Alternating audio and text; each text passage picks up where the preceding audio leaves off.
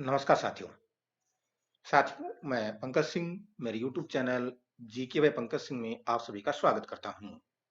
साथियों, आज हम बात करेंगे ट्रेस पोर्टल के ऊपर स्कूल की या अपने कार्यालय की आईडी है वो कैसे बनाएं। पार्ट एक है वो अपन डिस्कस कर चुके हैं और उस पार्ट में मैंने बात करी थी कि अपने को आईडी बनाने से पहले है वो कुछ डॉक्यूमेंट्स की है वो अपने को आवश्यकता पड़ेगी। तो जैसे वो आपने बात करी थी नंबर एक पे 24 क्यू की डिडक्टर कॉपी जो अपने बात करी थी जो आपको सीए देगा वो लेटेस्ट कॉपी होनी चाहिए 24 क्यू की। उसके बाद में अपन ने बात करी कि पे मैनेजर के ऊपर क्वार्टरली रिपोर्ट है, वहां जाके अपन को चालान की अमाउंट देखनी थी। और दूसरा था उस चालान की अमाउंट से अपने को 3 एम्प्लॉयज का पैन नंबर और उनका टैक्स है वो देखना था। ये कैसे क्या चेक करना रहेगा, रिपोर्ट कैसे डाउनलोड रहेगी, ये अपन ने पार्ट वन में अपन बात है वो कर चुके हैं।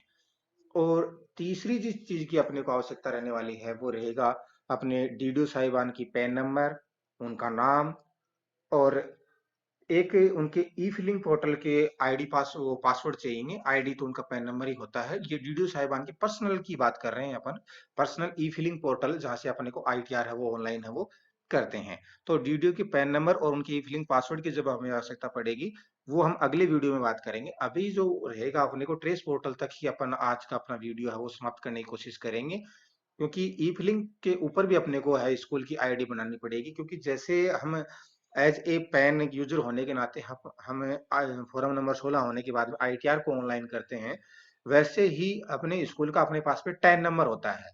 उस टैन नंबर से भी हम है ई फिलिंग पोर्टल के ऊपर जो हमें एक्सेल का डेटा जो एक्सेल शीट हम बनाएंगे उस एक्सेल शीट को अपलोड करना रहेगा, ताकि वो ट्रेस पोर्टल के ऊपर वो ऑनलाइन है वो प्रोसेस हो सके। तो उसकी बात हम अलग वीडियो में पार्ट 3 में हम बात करेंगे कि ई फिलिंग पोर्टल के ऊपर किस प्रकार से 10 की आईडी लेके अपन पासवर्ड बनाएंगे। आज हम बात करेंगे कि टीडीएस का जो ट्रेस पोर्टल है उस पोर्टल के ऊपर हम स्कूल की अपने ऑफिस की आईडी है वो कैसे बनाएंगे। तो सबसे पहले हम जाएंगे गूगल के ऊपर जाएंगे और गूगल में यहाँ लिखेंगे टीडीएस सीपीसी लिखेंगे और ये तुरंत लिख के सर्च हम करेंगे तो अपने पास में इस प्रकार से एक पोर्टल ओपन होगा और इसमें आएगा कि tdscpc.gov.in यह लॉगिन पेज है। ये इस पे आप क्लिक करेंगे। इसको क्लिक करते आप टीडीएस के स्ट्रेस पोर्टल के ऊपर आप हम वो पहुंच जाएंगे। यहाँ देखिए आपको लॉगिन करेंगे। एज ए डिडक्टर होने के नाते हम आईडी बना रहे हैं क्योंकि हम टैक्स से काटने वाले हैं। और एज ए टैक्स पेयर होने के नाते भी आप रजिस्टर कर सकते हैं, तो लेकिन हमें इसकी आवश्यकता नहीं है। हम डिडक्टर के होने के नाते यहाँ अपन लॉगिन आईडी है वो क्रिएट करेंगे। तो यहाँ लॉगिन में अपने को यूजर आईडी, पासवर्ड और टैन ऑफ डिडक्टर मतलब कार्यालय का टैन नंबर, डिडक्टर का मतलब यहाँ होगा कार्यालय का जो पैन नंबर टैन नंबर है वो अपने को होना चाहिए। तो ये तीनों चीजों की हमें आवश्यकता रहेगी, लेकिन अभी तक हमने आईडी नहीं बनाया है तो हमारे पास नहीं है, तो हम आईडी कैसे बनाएंगे। देखिए यहाँ पर 3 ऑप्शन है, register as a new user, forget password और फॉरगेट यूजर आईडी डिडक्टर की। तो यहाँ हम पहले वीडियो में 2 या 3 मिनट में हम ये जानने की कोशिश करते हैं कि रजिस्टर एज न्यू यूजर क्या होता है। जब किसी भी कार्यालय को पे मैनेजर का आईडी अलॉटमेंट होता है फर्स्ट टाइम, जैसे कोई स्कूल यूपीएस है और यूपीएस होने के बाद में वो सेकेंडरी हो गई, तो सेकेंडरी के एचएम को डीडीओ पावर मिलता है। तो वो एज ए डीडीओ हो गए तो वो खुद अपनी सैलरी बनाते हैं, तो वो पे मैनेजर का उनके पास आईडी पासवर्ड है। तो उनको भी टीडीएस पोर्टल के ऊपर 24 क्यू है वो ऑनलाइन करना रहता है। तो स्कूल पहली बार कर्मरत हुआ है, पहली बार उनको पे मैनेजर आईडी का पासवर्ड मिला है, तो वो किस प्रकार से रजिस्टर करेंगे, तो वो जो रजिस्टर करेंगे वो रजिस्टर एज न्यू यूजर में करेंगे वो। और जैसे सीनियर सेकेंडरी का है, हम पुराने टाइम से अपने ये करते आए हैं, सीए के माध्यम से 24 क्यू है ये ऑनलाइन करते आए हैं। तो हम जो करेंगे फॉरगेट यूजर आईडी में करेंगे, क्योंकि अपना डाटा पहले से ऑनलाइन है वो किया जा चुका है। और रजिस्टर एज न्यू यूजर में आएगा कि जिस स्कूल जो यूपीएस से सेकेंडरी में पहली बार कर्मरत हुई है और स्कूल में वहां पे पहली बार उनको डीडीओ कोड आवंटित हुआ है, पहली बार पे मैनेजर का आईडी पासवर्ड उनको आवंटित हुआ है और पहली बार वो अपने पे मैनेजर के ऊपर अपनी सैलरी है वो बना रहे हैं, तो वहां जो काम में लेंगे वो रजिस्टर एज न्यू यूजर काम में लेंगे। तो पहले इस पे अपन काम करते हैं, register as a new user. जैसे कोई भी स्कूल है यूपीएस से वो सेकेंडरी में कर्मरत हुई है और वो पहली बार वो सैलरी अपनी बना रहे हैं, तो वहां पे ये काम आएगा। रजिस्टर एज न्यू यूजर, इस पे आप क्लिक करेंगे। इस पे क्लिक करते ही ये होगा। रजिस्टर एज न्यू यूजर में आप 3 तरीके से कर सकते हैं, डिडक्टर होने के नाते, टैक्स पेयर होने के नाते और पीएओ होने के नाते। तो यहाँ अपन डिडक्टर करेंगे और फिर इसको प्रोसेस कर देंगे। प्रोसेस करने के बाद में वैलिडेशन डिटेल्स ये पूछेगा आपसे कि 10 ऑफ डिडक्टर, ये स्कूल का आपको 10 नंबर है, ये आपके कार्यालय से मिल जाएगा। क्योंकि किसी भी सैलरी बिल की आपकी इनर है, आउटर है, जो क्वार्टरली रिपोर्ट है, आप कहीं भी देख सकते हैं, स्कूल का 10 नंबर आपको मिल जाएगा। तो वो 10 नंबर यहाँ पे लगाएंगे और उसके बाद में ये जो कैप्चा कोड है ये नीचे इमेज यहाँ इस बॉक्स में लिखेंगे और उसके बाद में आप इसको प्रोसेस करेंगे। प्रोसेस करने के बाद में ये कहेगा you can not register on TRACES at present due to one of the reason. मतलब रजिस्टर अपन एज न्यू यूजर में हम कर रहे हैं, तो ये पोर्टल आपको कह रहा है कि आप प्रेजेंट में इस पोर्टल के ऊपर रजिस्टर नहीं है। तो जिसपे से एक कारण है वो हो सकता है, यहाँ पे 3 कारण दे रखे हैं, इसमें से एक कारण आपके पास में हो सकता है। अब ये आगे की लाइन बोल रहा है you will be redirected to e filing website from here to for e filing registration. तो अगर आप फर्स्ट टाइम पे रजिस्ट्रेशन कर रहे हैं तो ये यहाँ से आपको जैसे ही यहाँ पर अपन ओके कर लेते हैं कि ठीक है हम फर्स्ट टाइम हम कर रहे हैं। और देखिए अब ये क्या करेगा कि आप फर्स्ट टाइम पे अगर आप कर रहे हैं तो यहाँ पे सिर्फ 2 ही स्टेप आपको दिखाएगा। अगर फॉरगेट अपन करेंगे तो वहाँ 4 स्टेप आएंगे, यहाँ एज अपन 2 स्टेप दिखाएगा। क्योंकि ये अपने को ये रीडायरेक्ट करेगा ई फिलिंग की वेबसाइट के ऊपर। क्योंकि ये चाहता है कि आप पहले ई फिलिंग के पोर्टल के ऊपर पहले अपने आप को आप रजिस्टर करें और उसके बाद में है वो आप जैसे ही आपका 24Q है वो वहां से प्रोसेस हो जाए उसके बाद में आप इसके ऊपर आईडी बनाएं। तो आपको ज्यादा दिमाग लगाने की जरूरत नहीं है। वो कैसे करेंगे अपने ई फिलिंग पोर्टल के ऊपर भी रजिस्ट्रेशन कैसे करेंगे और उसके बाद में 24Q है वो कैसे करेंगे, आप तो मेरे बताए अनुसार आप इस स्टेप्स को फॉलो करते रहिएगा। अपन इजी वे के अंदर इसको अपन ऑनलाइन है वो कर लेंगे। तो यहाँ पे जैसे ही आप करेंगे तो 10 ऑफ डिडक्टर, यहाँ पे डिडक्टर का 10 नंबर दिखाएगा। यहाँ पे स्कूल का नाम आ जाएगा, गवर्नमेंट सेकेंडरी स्कूल जो भी आपका गांव का नाम है वो दिखा देगा। कैटेगरी में अपन स्टेट गवर्नमेंट के थ्रू कर रहे हैं। यहाँ देखिए पैन ऑफ डिडक्टर, यहाँ आपके डीडीओ साहिबान हैं उनके पैन नंबर लिखना है और ऑथोराइज्ड पर्सन भी वही रहेंगे। तो दोनों जगह सेम सेम पैन नंबर आपको लिखना है और यहाँ आपको करना है redirected to e filing website. इस पे आप क्लिक करेंगे। ये क्लिक करते ही आपको you have been successfully redirected to e filing site, ये ई फिलिंग के साइट के ऊपर आपको रीडायरेक्टेड कर देगा और वो कहेगा कि आप ई फिलिंग पोर्टल के ऊपर आप अपनी आईडी है वो बनाएं। और उसके बाद में आप क्या करेंगे, जैसे ये दिखा देगा तो एक कॉर्नर के ऊपर यहाँ रेड कलर के अंदर ये दिखाई देगा आपको ये टिक। यहाँ से आप क्लिक करके इस पॉपअप को आप इस पे क्लिक करेंगे तो ये अलग कलर का दिखाएगा। तो यहाँ आप क्लिक करके और उस जो फॉर्म जो खुलेगा उस फॉर्म को आपको भरना रहेगा। उसमें कुछ डिटेल हैं वो ऑटोमेटिक भरी हुई आएंगी और एक दो डिटेल वो अपने को रहेगी, मैं आपको बताऊंगा कैसे कैसे वो भरना रहेगा। और यहाँ से आप इसको डन करेंगे। डन करने के बाद पोर्टल के ऊपर आपको वहां जाके वो फॉर्म खुलेगा। वो फॉर्म अपन अभी भरना नहीं सीख रहे, वो इसलिए नहीं सीख रहे क्योंकि जब हम आईडी को फॉरगेट करेंगे तब भी यही फॉर्म खुलेगा। पहले हम अभी ये जो बात कर रहे हैं वो कर रहे हैं रजिस्टर एज न्यू यूजर के नाम पे, क्योंकि पहले इसमें क्या होता है कि आपको पहले ई फिलिंग की साइट के ऊपर रजिस्ट्रेशन करना होता है। नहीं, नई स्कूल आपकी सेकेंडरी में करना तो ये है, फर्स्ट टाइम आपको डीडीओ कोड मिला है तो आपको पहले ई फिलिंग की साइट पे आपको रजिस्ट्रेशन करना रहेगा। उसके बाद में आप टीडीएस की साइट के ऊपर रजिस्ट्रेशन है वो कर पाएंगे। तो पहले ई फिलिंग का इसमें दिखा रखा है और जो आगे का जो प्रोसेस रहेगा इसमें वो रहेगा same to same. Forget ID में आप जाके करेंगे, वहां जाके अपने को और ये आगे का पोर्शन जो रहेगा प्रोसेस रहेगा वो सेम टू सेम रहेगा। तो उसकी बात हम उसमें करेंगे। तो यहाँ से आप इसको डन करके और ई फिलिंग पोर्टल के ऊपर आप वो कर लेंगे। अब हम बात करेंगे कि अपने को आईडी को फॉरगेट करना है। तो आईडी को फॉरगेट अपने को इसलिए करना है क्योंकि अपनी स्कूल की आईडी है वो सीए ने बना रखी है। सीए अपने को आईडी और पासवर्ड दे नहीं रहा है। अगर वो आप सीए से लेने भी जाएंगे तो आपसे 1000 से लेके 1500 रुपए की डिमांड करेगा वो।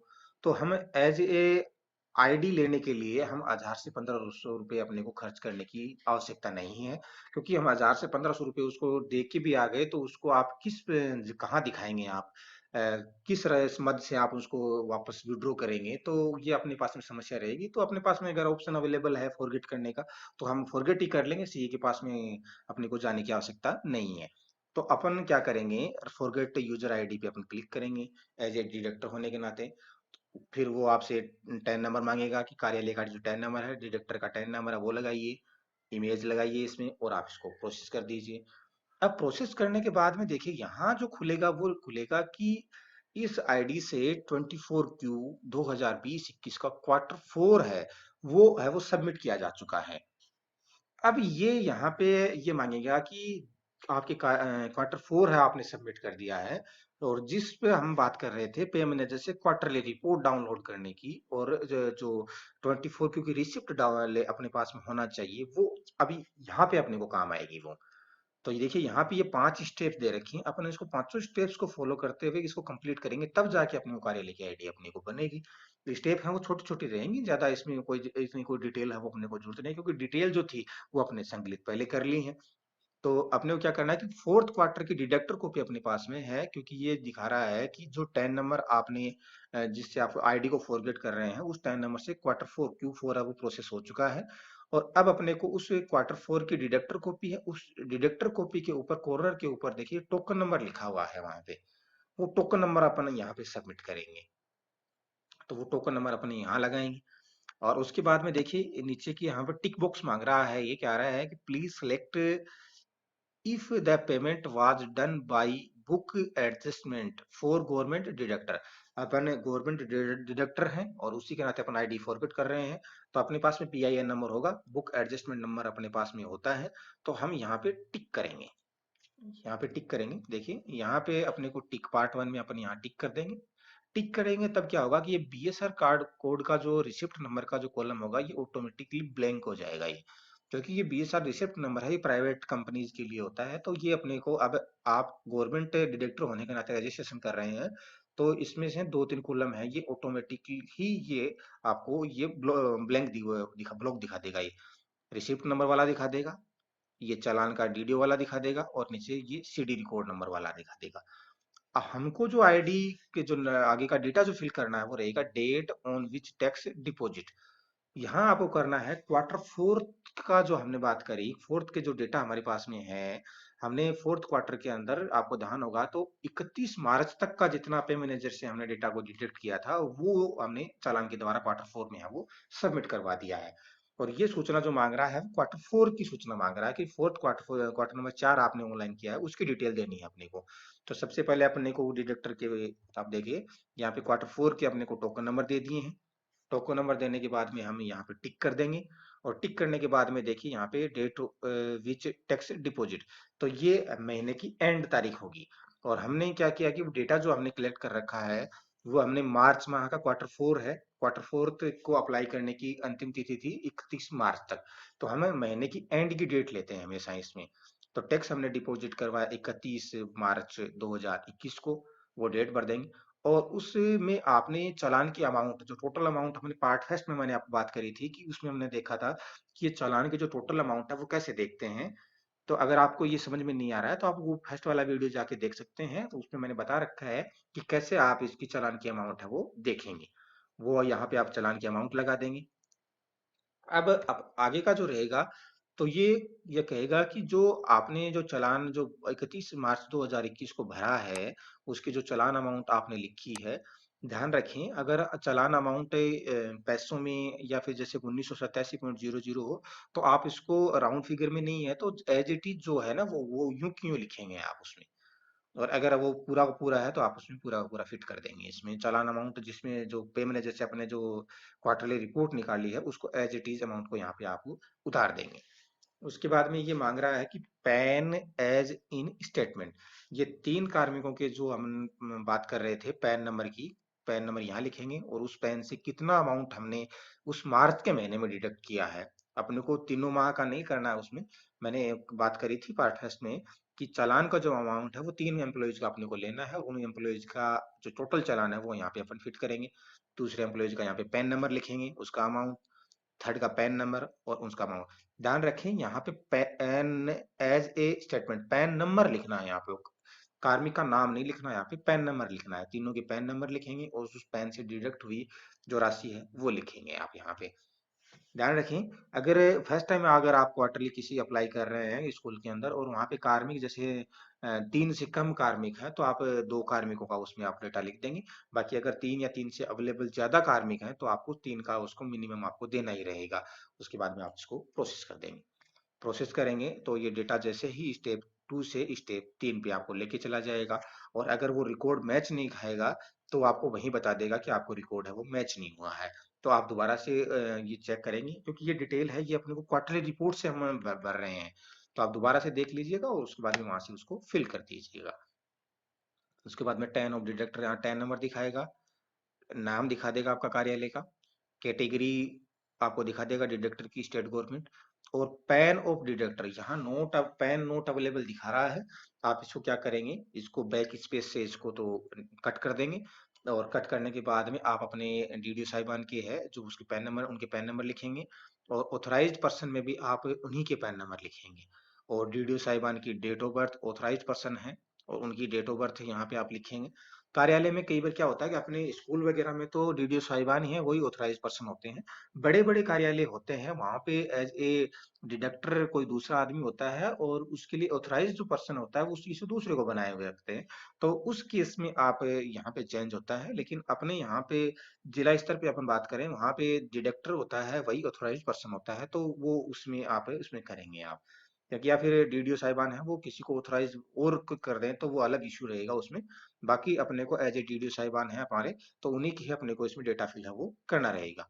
पैन नंबर लिख देंगे डीडीओ साहिबान का, दोबारा पैन नंबर लिखेंगे दोनों जो है सेम सेम है क्योंकि हमारे डिडक्टर हैं वही हैं और ऑथराइज्ड पर्सन भी वही हैं।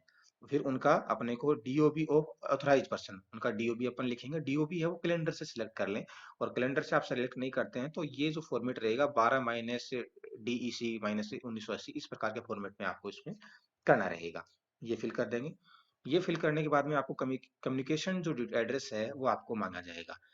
अगर आपका कम्युनिकेशन एड्रेस है वो 10 मास्टर क्योंकि 10 जो आपने स्कूल कार्यालय का बनाया हुआ है उसके अकॉर्डिंग करना चाहते हैं तो उसकी यहाँ पे क्लिक करेंगे क्योंकि जब आपने 10 नंबर बनाया हुआ था तब तो स्कूल आपका सेकेंडरी था और उसके बाद में जैसे सीनियर सेकेंडरी हुआ तो आपने अपने 10 नंबर के अंदर स्कूल को सीनियर सेकेंडरी अभी तक नहीं बनाया है क्योंकि अमूमन स्कूलों में यही हो रहा है कि सेकेंडरी चल रही है वो 10 नंबर में अपडेट करना होता है लेकिन अपने आज तक उनको अपडेट है वो किया नहीं है।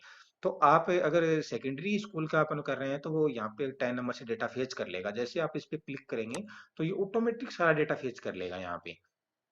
लेकिन 10 नंबर बनाया था तब तो स्कूल सेकेंडरी था, अब स्कूल सीनियर सेकेंडरी हो चुका है तो ये 10 से डेटा मैच नहीं खाएगा। तो आप क्या करेंगे, यहाँ पे same as in last statement जो क्वार्टर अपन लास्ट स्टेटमेंट किया है उस पर क्लिक कर देंगे और उसके बाद में इसको आप है जो भी ब्लॉक नंबर है ब्लॉक नंबर में स्कूल का नाम लिख देंगे आप क्योंकि ये स्टार मार्क है इसको भरना जरूरी है।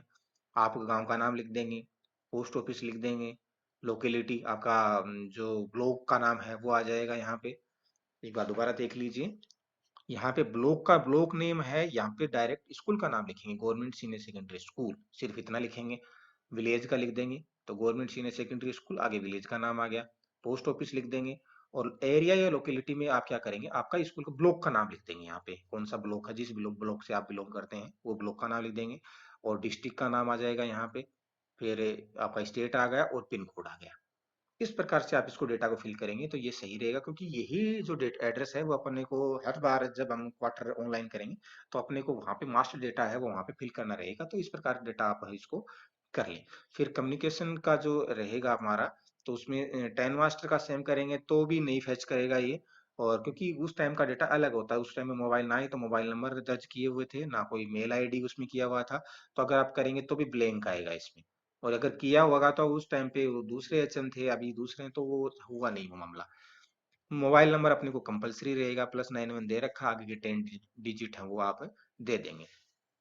यहाँ पे अगर किसी प्रकार का मोबाइल नंबर में ध्यान रखेंगे, अगर किसी प्रकार का ऑब्जेक्शन हमारे क्वार्टर पे आता है, किसी कार्मिक का पैन नंबर गलत हो जाता है या टैक्स अमाउंट है वो गलत डिपॉजिट हो जाता है, तो ऐसे रेफरेंस केसेस के अंदर आपको मैसेज आएगा कि आपकी क्वार्टरली है वो प्रोसेस नहीं हुई है, या आपकी क्वार्टरली के ऊपर इस प्रकार का ऑब्जेक्शन आया है। जैसे अपने पे मैनेजर के ऊपर बिल के ऊपर ऑब्जेक्शन आता है, उसी प्रकार से इस पे भी अपने को रहेगा, मैसेज आएगा। तो वो ट्रेस पोर्टल से मैसेज आएगा, तो यहाँ पे मोबाइल नंबर है। जहाँ तक मेरी माने तो जो कार्मिक ऑनलाइन कर रहा है इसको, तो वो उस अपने मोबाइल नंबर दे तो ज़्यादा बेटर रहेगा। और बाकी अगर डीडीओ साहिबान के मोबाइल नंबर दें तो भी कोई इसमें दिक्कत नहीं रहेगा। और अल्टरनेट मोबाइल नंबर में आप दूसरे किसी कार्मिक के मोबाइल नंबर हैं वो दे सकते हैं। ईमेल आईडी रहेगा, ईमेल पे भी आपको सूचित करें, जैसे ही ऑब्जेक्शन आएगा तो मेल आएगा वहां से। ईमेल आईडी कंपलसरी है। और अल्टरनेट ईमेल आईडी, यहाँ आप पर्सनल ईमेल आईडी दे सकते हैं, और अल्टरनेट ईमेल आईडी में आप कार्यालय की आईडी दे सकते हैं। क्योंकि ये कुछ चीजें ऐसी होती हैं, ये पर्सनल चीजें होती हैं, तो इनका आप कार्यालय की आईडी ना देके यहाँ पे डीडीओ साहिबान अपने मोबाइल नंबर देंगे, तो यहाँ पे डीडीओ साहिबान अपनी पर्सनल ईमेल दें, ताकि सबसे पहले उनको सूचना हो जाए, कि उनको पता चल जाए कि अपनी क्वार्टरली के ऊपर ऑब्जेक्शन है वो आया है। अल्टरनेट ईमेल आईडी में आप कार्यालय की ईमेल है वो दे सकते हैं। इस प्रकार ये आपका खुद का रहेगा, वो सिलेक्ट कर लें आप कि भी किस प्रकार से कौन कौन सी मेल आईडी कहाँ पे क्या लगानी है, मोबाइल नंबर फर्स्ट में किसका देना है, सेकंड में किसका देना है। और उसको करने के बाद में आप इसको नेक्स्ट क्लिक कर देंगे। इसको नेक्स्ट क्लिक कर देंगे तो आपसे ये यूजर आईडी मांगेगा, पासवर्ड मांगेगा और कंफर्म पासवर्ड मांगेगा। ये क्या करेगा कि आपको एक यूजर आईडी बनानी है, और यूजर आईडी आप अपने मन के हिसाब से बनाएंगे। आपको इसमें कोई बाध्यता नहीं है कि आप इसमें को पैन नंबर लेना है, टेन नंबर लेना है, कुछ नहीं है। क्योंकि यहाँ पे उससे जो आप यूजर आईडी बना रहे हैं उसकी अवेलेबिलिटी होनी चाहिए। जैसे हमारा स्कूल सीनियर सेकेंडरी है, तो GSSS ले लिया अपन ने, अपने गांव का नाम लगा लिया। और जैसे ही अपने अवेलेबिलिटी चेक करी, यहाँ पे अवेलेबल ही नहीं दिखा रहा वो, तब आप क्या करेंगे, वहां उसके आगे 1 2 3 लिख देंगे। तो आपका GSSS, जैसे कि GSSS खेतड़ी 1 2 3 लगा लेंगे आप, या फिर मोबाइल नंबर की डिजिट लगा लेंगे। यूजर आईडी से आपको किसी प्रकार की कोई वो नहीं रहेगी, उसकी बस बशर्ते ये है कि उसकी अवेलेबिलिटी होनी चाहिए। यूजर आईडी आप किसी भी प्रकार की यूजर आईडी आप वो बना सकते हैं। यहाँ आप यूजर आईडी लिखेंगे, और उसके बाद में इसको अवेलेबिलिटी है उसको आप चेक कर लेंगे। यूजर आईडी को आप स्मॉल लेटर, कैपिटल लेटर वैसे बना सकते हैं, उसका कोई बाध्यता नहीं है उसको लेके। तो आप यूजर आईडी को जिस प्रकार से बनाना चाहें, ध्यान रखें, अगर आप कैपिटल लेटर में यूजर आईडी बनाएंगे तो कैपिटल लेटर में ही आपको लॉगिन करना रहेगा, स्मॉल लेटर में बनाएंगे तो स्मॉल लेटर में लॉगिन करना रहेगा।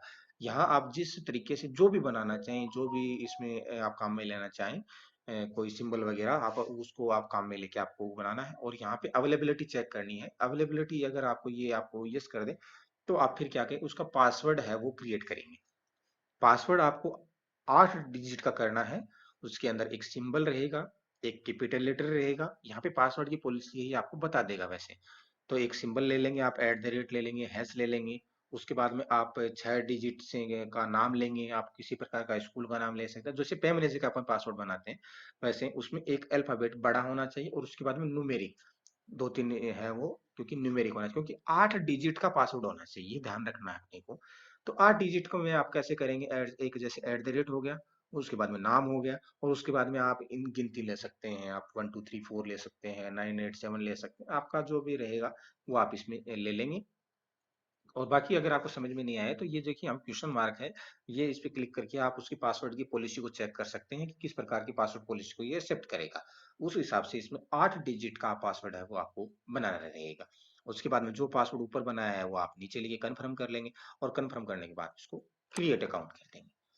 जैसे ही आप क्रिएट अकाउंट करेंगे, तो ये यहाँ से आपने जो डिटेल आपको भरी है, वो डिटेल को आपको ये सारी को चेक करवाएगा एक बार, कि आपने जो डिटेल अभी तक आप एक स्टेप से लेके 4 स्टेप तक आप इसको कंप्लीट करते हुए आए हैं। क्योंकि अब हम स्टेप 5 पे काम कर रहे हैं, तो जो चारों स्टेप आप करते आए हैं वो सही है कि नहीं है। जिसमें रहेगा टाइप ऑफ यूजर डिडक्टर है, आप के नाते आप आईडी को फॉरगेट कर रहे हैं। पैन नंबर आ जाएगा, पैन नंबर आ जाएगा, पैन डिडक्टर का ये नेम ऑफ डिडक्टर आ जाएगा, स्कूल का नाम आ जाएगा, कैटेगरी आ जाएगी, पैन ऑफ ऑथराइज पर्सन आ जाएगा, DOB ऑफ ऑथराइज पर्सन आ जाएगा।